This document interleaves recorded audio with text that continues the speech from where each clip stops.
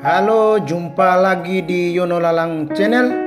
Kali ini saya akan berbagi inspirasi tentang semuanya butuh proses, tentang hukum proses. Sebelum lanjut, mohon berkenan berikan dukungan dengan klik subscribe dan like agar channel ini terus berkembang. Dalam sebuah acara keagamaan, bertanyalah sang pembicara kepada semua peserta, "Siapa yang ingin masuk surga?" Seketika sambil mengacungkan jari telunjuknya ke atas, semua peserta menjawab, "Saya."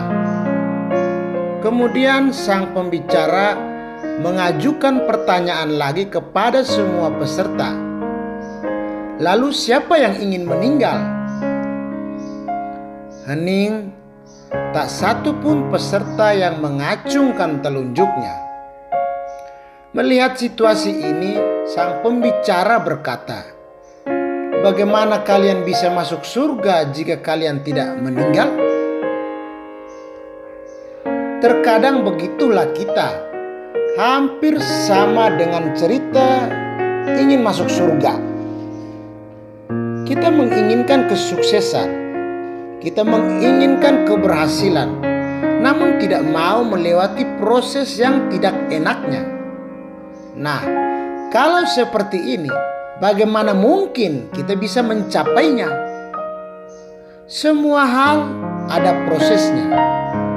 Kita saat ini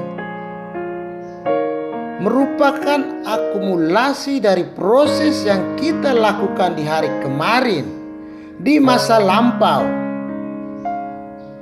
Saya meyakini bila saat ini kita menjadi sangat profesional dalam pekerjaan atau jabatan kita, tentu berawal dari orang yang tidak tahu apa-apa. Dengan seiring berjalannya waktu, kita memaknai pekerjaan kita. Berarti kita memaknai pula tentang proses. Semua kita ingin sukses, punya uang yang banyak, punya harta yang melimpah, punya kedudukan. Itu sah-sah saja. Namun yang perlu kita perhatikan adalah bekerja jangan hanya berfokus pada hasil akhir keuangannya, hartanya, atau kedudukannya, namun proses mencari uangnya, mendapatkan hartanya, dan meraih kedudukannya. Itulah yang mesti diperhatikan. Apakah itu dapat menimbulkan dampak yang positif bagi orang di sekelilingnya dan orang lain, atau sebaliknya? Bekerja jangan hanya fokus sebatas masalah uang saja, namun harus dapat memberikan arti bagi perjalanan hidup kita.